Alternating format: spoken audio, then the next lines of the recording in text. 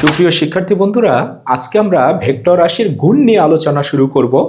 তোমাদেরকে প্রথমে বলে রাখি, ভেক্টর রাশির গুণগুলো আজকে যেগুলো আমরা করব সেগুলোকে ভেক্টর রাশি দ্বারা আমরা গুণ করব, অর্থাৎ দুটো ভেক্টর রাশির মধ্যে আমরা গুণ করব। দুটো ভেক্টর রাশির মধ্যে গুণনগুলো দুই ধরনের, একটা হচ্ছে ডট গুণন আর একটাকে বলা হয় ক্রস গুণন। ডট গুণন মানে হচ্ছে দুইটা ভেক্টর লিখব, তার মাঝখানে এরকম ডট চিহ্ন দেব, তাহলে বোঝাবে এটা ডট গুণন। আর ক্রস গুণন যদি আমরা লিখি তাহলে মাঝখানে এই রকম ক্রস চিহ্ন দেব, তাহলে বোঝাবে ক্রস গুণন। তবে আজকে আমরা কোনো ধরনের ক্রস গুণন নিয়ে কথা বলবো না, আজকে শুধু আমরা ডট গুণন নিয়ে কথা বলা শুরু করব। ওকে, দেখো কয়টা ভেক্টরকে আমরা ডট গুণন করব? দুটি ভেক্টরকে আমরা ডট গুণন করব। ধরে নাও এই ও একটা ভেক্টর রয়েছে যেটাকে আমি পি দিয়ে প্রকাশ করেছি, এবং আমি ভেক্টরটা একটা লিখেছি আমার ইচ্ছা মতো। কেন লিখেছি? কারণ আমি থিওরি এবং ম্যাথগুলো একত্রে আলোচনা করতে চাই, তাহলে তোমাদের বুঝতে সুবিধা হবে। আমি লিখেছি 3i + 2j + k, এবং এই পি ভেক্টরের মান হবে √14। আর একটা ভেক্টর আছে, এটা হচ্ছে কিউ ভেক্টর, যেটা ওবি দিয়ে প্রকাশ করেছি। কিউ ভেক্টরটা ইচ্ছা মতো লিখেছি, এর মান হবে √41।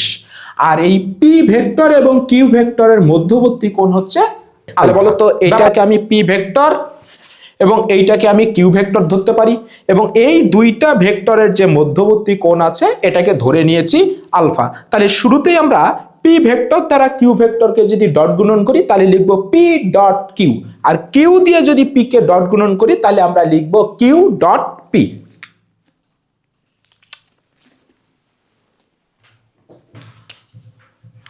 অর্থাৎ এই পি ভেক্টর দিয়ে যদি আমরা এটাকে গুণ করি তাহলে আমরা লিখব P vector dot Q vector, আর কিউ দিয়ে যদি পি কে গুণ করি তাহলে হবে কিউ ডট পি। আমরা একটু পরে লিখব। এই ডট গুণন জিনিসটা কি বা এটা কিভাবে করতে হয় এটা বুঝতে গেলে আমাদেরকে প্রথমে জানতে হবে যে লম্ব অভিক্ষেপ জিনিসটা কি। তোমাদেরকে একটু বলে রাখি, এই যে অভিক্ষেপ কথাটা দেখতে পাচ্ছ, অভিক্ষেপ মানে হচ্ছে উপরে, আর লম্ব মানে হচ্ছে লম্ব বরাবর উপরে। ওকে, তার মানে একটা ভেক্টরের উপরে আর একটা ভেক্টরের লম্ব বরাবর একটা প্রভাব থাকবে, অর্থাৎ উপরে থাকবে প্রভাবটা, এটাকে বলা হয় লম্ব অভিক্ষেপ। আমরা একটু বোঝার চেষ্টা করি। তোমাকে বলেছি এই পি ভেক্টরের উপরে এই কিউ ভেক্টরের লম্ব অভিক্ষেপ কত, কার উপরে? পি এর উপরে কিউ এর লম্ব বরাবর অভিক্ষেপ কত। তাহলে এটাকে আমরা এইভাবে লিখব, পি ভেক্টরের উপর কিউ ভেক্টরের লম্ব অভিক্ষেপ কত হবে। তাহলে আমরা এই পি ভেক্টরের উপরে কিউ ভেক্টরটা থেকে একটা লম্ব আঁকবো। চলো লম্বটা এঁকে নেই। লম্বটি এঁকে ফেললাম। আচ্ছা, নাম দেই এটা বি সি লম্ব। তাহলে বলো তো এই সি বিন্দুতে কাট করেছে। ওকে, তাহলে দেখো পি ভেক্টরের উপরে কিউ ভেক্টর থেকে আমি লম্ব এঁকেছি বি সি। তাহলে বলো তো এই লম্বটা এই পি ভেক্টরের কতটুকু অংশ কাট করেছে? তোমরা খেয়াল করে দেখবা, এই এ সি অংশ কাট করেছে, এ সি অংশ কাট করেছে। তাহলে এই এ সি অংশটুকুই হবে পি ভেক্টরের উপরে কিউ ভেক্টর কতটুকু প্রভাব ফেলছে লম্বভাবে, সেটাই হলো ও সি। তাহলে পি এর উপরে কিউ ভেক্টরের লম্ব অভিক্ষেপ কত? ও সি। তাহলে পি এর উপরে কিউ এর লম্ব অভিক্ষেপ হবে ও সি। তাহলে ওসি এর মান কত আমরা একটু বের করার চেষ্টা করব। বলতো এই কোণটা কত ডিগ্রি হবে? 90 ডিগ্রি। এটা 90 ডিগ্রি হলে এটা হবে অতিভুজ, এইটা হবে লম্ব, আর যার সাথে কোণটা ধরেছি এইটা হবে ভূমি। ওকে, তাহলে আমার ভূমির মানটা অর্থাৎ ওসি এর মানটাই হবে পি ভেক্টরের উপরে কিউ ভেক্টরের লম্ব অভিক্ষেপ। তাহলে এটা একটা সমকোণী ত্রিভুজ। আমরা যেটা বের করব ভূমি ভাগ অতিভুজ, কারণ আমার অতিভুজের মান দেয়া আছে, অতিভুজটার মান হচ্ছে কিন্তু কিউ ভেক্টরের মান। তাহলে ভূমি বাই অতিভুজ কি হবে? কজ। তাহলে আমরা কি লিখতে পারি? Cos alpha is equal to ভূমি বাই অতিভুজ। ভূমি তো হচ্ছে আমার ওসি, আর অতিভুজ কত? অতিভুজ হচ্ছে ওবি। তাহলে এখানে লিখবো ও বি। আমার কিন্তু ওসি এর মানটা দরকার। তাহলে বলো তো এটা ইজ ইকুয়াল টু আমরা কি লিখতে পারি? উপরে ওসি আর এখানে ওবি ভেক্টরের মান হচ্ছে কিউ। তাহলে একটু আড়াআড়ি যদি গুণ করি তাহলে ওসি ইজ ইকুয়াল টু হবে কিউ কস আলফা। তার মানে আমরা পেয়েছি পি ভেক্টরের উপরে কিউ ভেক্টরের লম্ব অভিক্ষেপ ওসি এর মান কত, কিউ কজ আলফা। তাহলে আমরা ওসি এর জায়গায় লিখব কিউ কজ আলফা। ওকে, দেখো আমি কিউ ভেক্টরের মান জানি কিন্তু আলফার মান কত আমি জানি না, তাহলে এই কিউ কজ আলফার মান কিন্তু বের করতে পারবো না, একটু পরে আমরা বের করব সহজ করে। এবারে আসো তো এই কিউ কজ আলফা কোনটুকু, এই যে এইটুকুই কিন্তু আমার ওসিটাই হচ্ছে Q cos alpha, Q cos alpha. তাহলে আমাকে বলো তো এই যে লম্ব অভিক্ষেপ কিউ কজ আলফা এটা ভেক্টর রাশি না স্কেলার রাশি? এটা অবশ্যই ভেক্টর রাশি। কেন?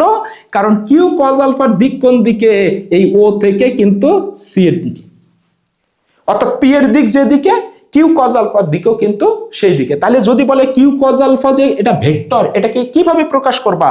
তাহলে এর সাথে পি এর যে একক ভেক্টরটা আছে সেটা কিন্তু গুণ হবে।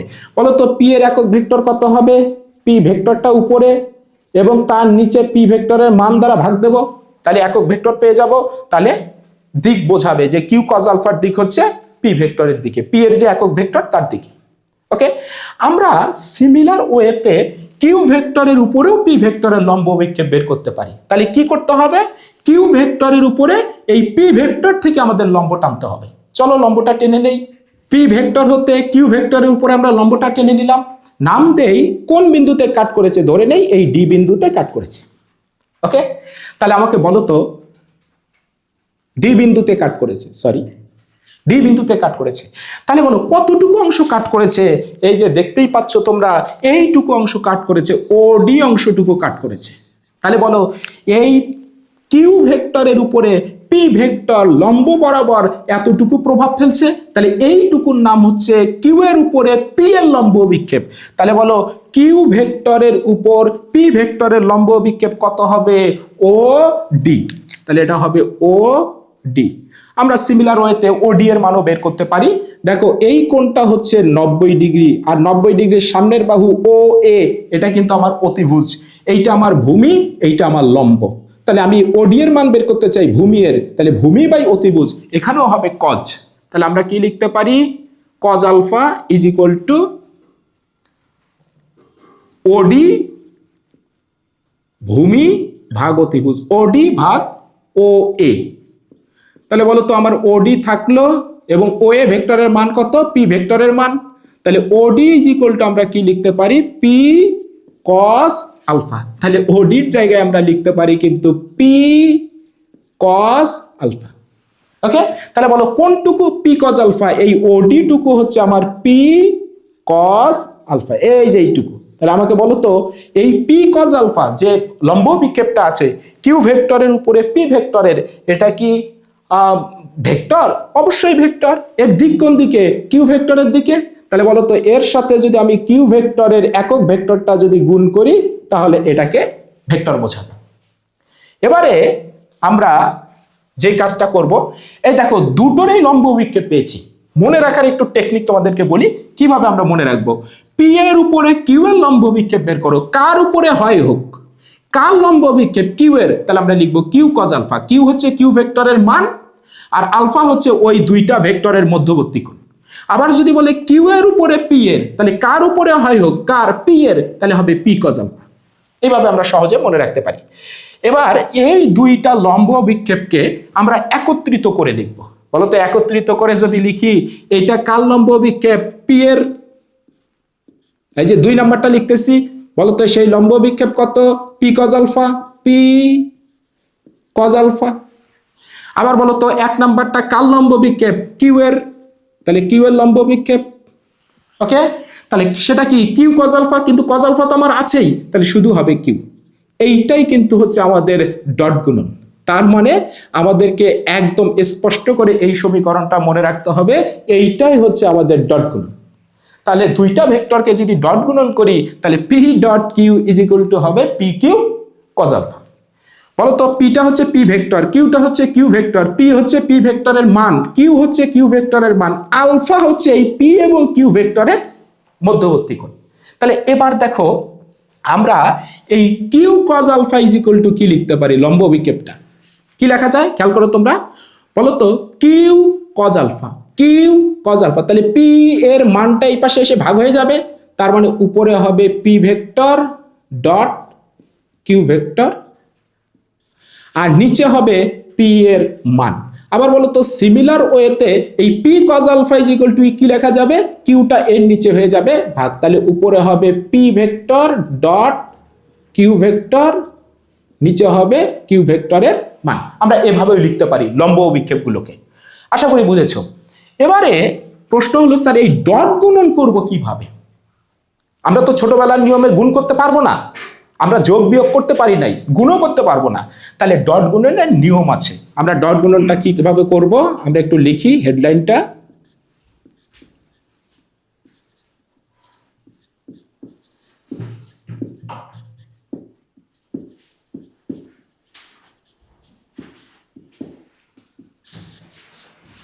ডট গুণনের নিয়মটা কি খেয়াল করো, আমরা পি ডট কিউ আগে লিখে নেব, P vector dot Q vector. P ভেক্টরটা আমার কত দেয়া ছিল, 3i প্লাস 2j প্লাস কে। এই যে ডট ছিল ডট দিয়ে নেব, একটু তোমরা বড় করে দিবা। কিউ ভেক্টরটা কত ছিল, i minus 2j plus 6k। ওকে, দিয়ে ফেললাম। এন্ড ডট গুণনটা কিভাবে করতে হয় মনে রাখবা, এই আই এর টার্মের সাথে আই এর টার্ম গুণন, জে এর সাথে জে, কে এর সাথে কে গুণ করব। বলো তো এই আই তো হলো ভেক্টর আর 3 হচ্ছে স্কেলার, তাহলে স্কেলার গুলোকে আমরা ছোটবেলার নিয়মে গুণ করব। বলো তো এখানে 3 আর এখানে 1, এখানে আছে 1, তাহলে 3 1 কে 3।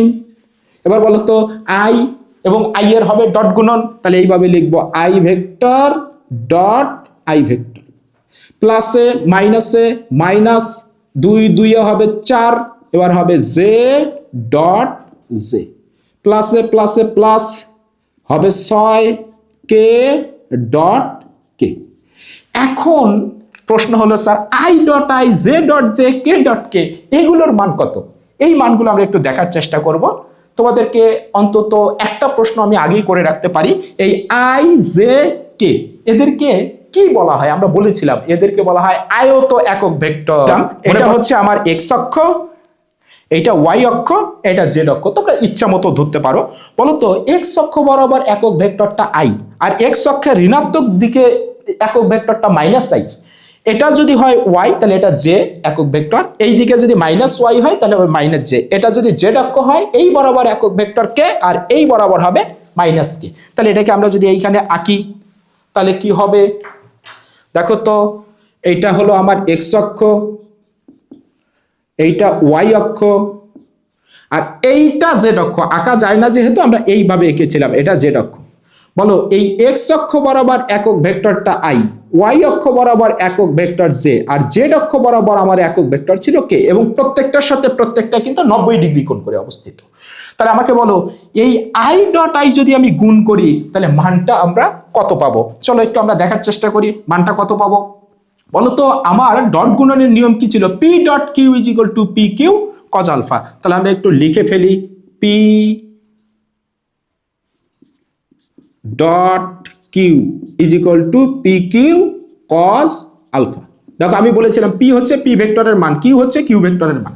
তাহলে এইখানে যদি আমি তোমাকে বলি এই আই ডট আই, তাহলে পি এর জায়গায় লিখলাম আই, ডট দিলাম।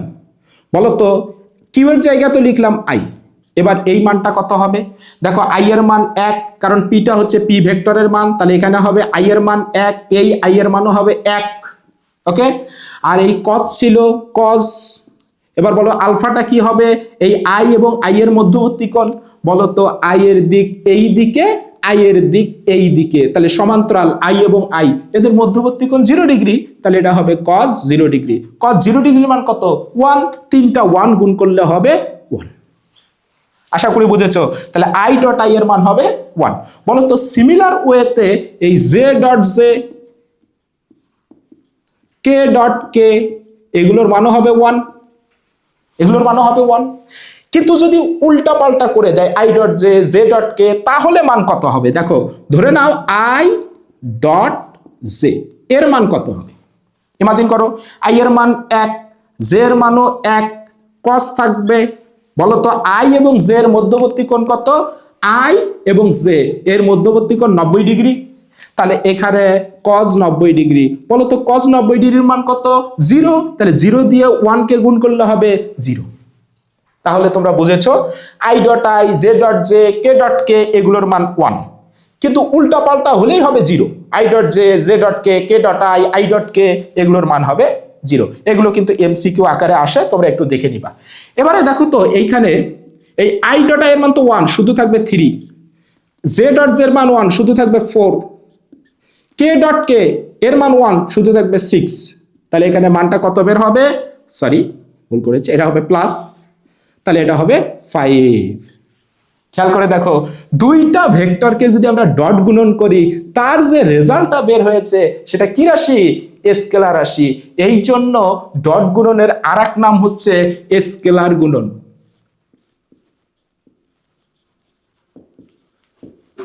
ওকে, তাহলে যদি বলা হয় ডট গুণন কাকে বলে বা স্কেলার গুণন কাকে বলে, তাহলে আমরা এইভাবে সংজ্ঞা দেব, দুটো ভেক্টরকে যে ধরনের গুণ করলে গুণফল হয় স্কেলার রাশি, ওই ধরনের গুণকে বলা হয় ডট গুণন বা স্কেলার গুণন। আশা করি বুঝেছো। এবার আমি তোমাকে যদি প্রশ্নটা এইভাবে বলি, আমি পি ডট কিউ ডট গুণন করেছি, এবার যদি বলি Q dot P, Q dot P, এবার এটা কেমন হবে উত্তরটা? চলো আমরা একটু চটপট করে ফেলি। কিউ ভেক্টরটা আমাদের কত ছিল? i minus 2j plus 6k। ওকে, এই যে ডট গুণন দিলাম। পি ভেক্টরটা কত ছিল? 3i plus 2j plus k।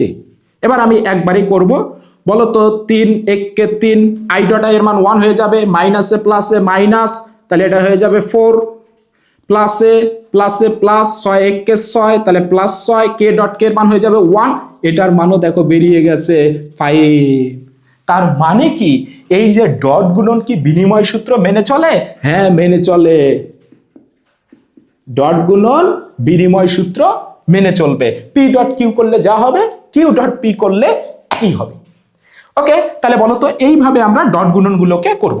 এবারে আসো তো, এই ডট গুণনের মান যেহেতু আমরা পেয়েছি, এবার যদি তোমাকে বলা হয় পি ভেক্টরের উপরে কিউ ভেক্টরের লম্ব অভিক্ষেপ বের করো, তাহলে দেখো তো উপরে পি ডট কিউ এর মান আমরা কত পেয়েছি? 5। ওকে, আর পি ভেক্টরের মান কত? √14।